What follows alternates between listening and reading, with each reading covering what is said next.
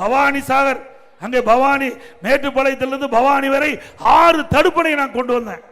ஒருவேளை இன்றைக்கு பவானி சாகர் அணையிலே நீர் இல்லாம உபரி நீர் வராமல் போய்விட்டால் இந்த திட்டம் பாதிக்கப்பட்டு விடும்.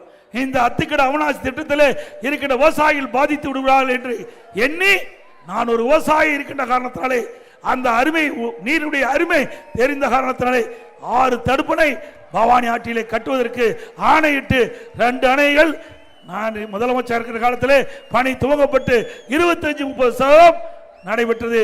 எஞ்சிய தடுப்பணைகள் பணி ஆரம்ப கட்ட பணி நடந்துகிட்டு இருந்தது.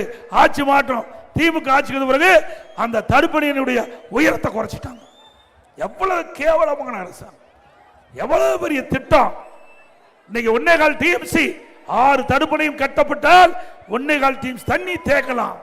இன்றைக்கு மழை காலத்திலே உபரியா போகின்ற நீரை ஆங்காங்கே தடுப்பணை கட்டி தேக்கி நமக்கு தேவையான அத்திக்கட அவிநாசி திட்டத்திற்கு தேவையான நீரை நம்முடைய விவசாயிகளுக்கு கொடுக்கலாம், ஏரி குளத்தை நிரப்பலாம். இப்படி இந்த திட்டத்திற்கு திராவிட முன்னேற்ற கழக அரசும் வேண்டும் என்ற பல்வேறு பிரச்சனைகளை உருவாக்கி அந்த தடுப்பணையுடைய உயரத்தை குறைச்சி அதை கட்டியிருக்கிறாங்க. மீண்டும் அதிமுக ஆட்சி தடுப்பணையுடைய உயரம் உயர்த்தப்படும்.